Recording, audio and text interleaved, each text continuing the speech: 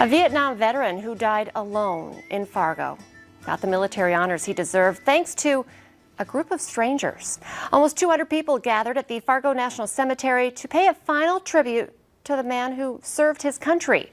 Tom Krabenhoff was one of the men who helped make this tribute possible for Leland Durr. Welcome back to the show, Tom. Hey, good morning, Lisa. How are you today? I am great. This is an emotional story, and I know you weren't in it right at the very beginning, but you played a big role in what happened at this tribute at the National Cemetery. Would you be able to tell us a little bit more about Leland and how his story first came to you? Well, I was at a VFW meeting on Wednesday night, and they first brought it up, and I'm not on the honor guard there or anything, and then we had an American Legion meeting later on that night, and a member of the United Patriotic Bodies, Marv Nicolay, asked if we could organize a motorcycle escort to get his remains from the funeral home to the National Cemetery.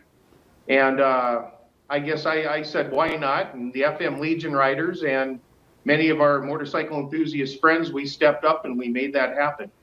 Oh, I love that. So just a little bit more. Leland, a Vietnam War veteran, died alone. I think it was found out later he had a sister who he hadn't been in contact with for some time. So if you're wondering why there was no family or friends to step up and claim him. But Hanson Runsvold, I think, kind of put it out there too, that he had these rights and final tributes coming to him. So even though there was no family planning this, that's when you guys stepped up to the plate. So can you talk a little bit about why it was such an easy decision? And you're just talking, about the escort and the VFW.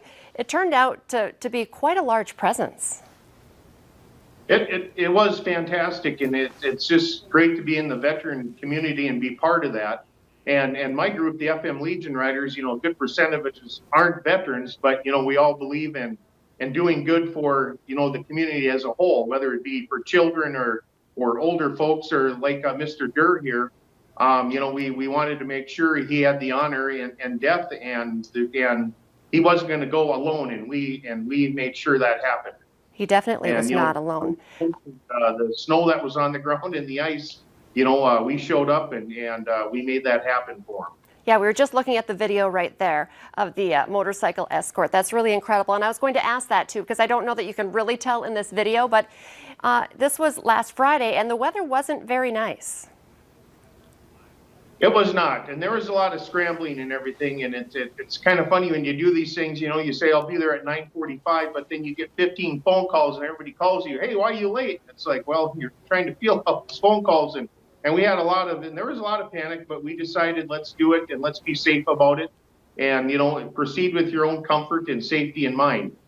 And when we got to the funeral home, there was no, in the chapel, his remains were in the chapel, and there was no pallbearers there, so we stepped in and we said, we'd be honored to be as pallbearers from the chapel. Right there is a presentation that Hanson Runsvold did, and we got volunteers to carry him out. And one gentleman, I don't even know his name, and he said, I served from 71 to 75, the same time Mr. Durr did, and I asked him if he would do the honors of helping to carry him to his final resting place.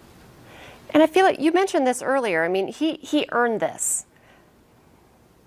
He did. We have no idea what his story was, if he was a good man or a bad man. We just know that he came back from Vietnam and he left a big part of him over there.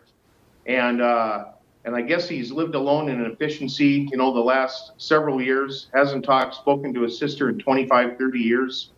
And, that's just no way for anybody to go out. I mean, it's so sad that, and he had these demons. We don't have any idea what he was dealing with, but it obviously wasn't good to isolate yourself like that. You're right. It is an incredibly sad story. And yet the turnaround here as we're watching the motorcycle escort, and we don't have pictures from the cemetery that day, but can you talk a little bit about when you did get to the National Cemetery? He also was not alone there.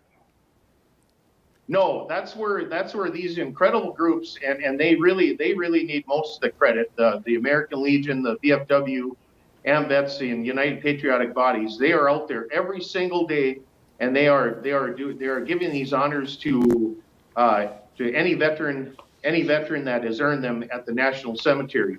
And these guys and girls, they go out there. They don't even have a warming. They don't even have a place where they can warm up out there. I mean, they jump in a van afterwards in between ceremonies to warm up. I mean, what kind of dedication is that?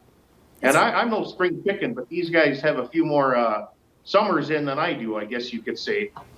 It really is incredible. We've done quite a bit here on North Dakota Today honoring the Honor Guard veterans. And, you know, we appreciate everything all of you did. The Honor Guard, you know, the motorcycle escort with your group, and then, you know, the strangers who just went to pay their tribute too. It sounds like there were a lot of people who just showed up when they found out no one was going to be there.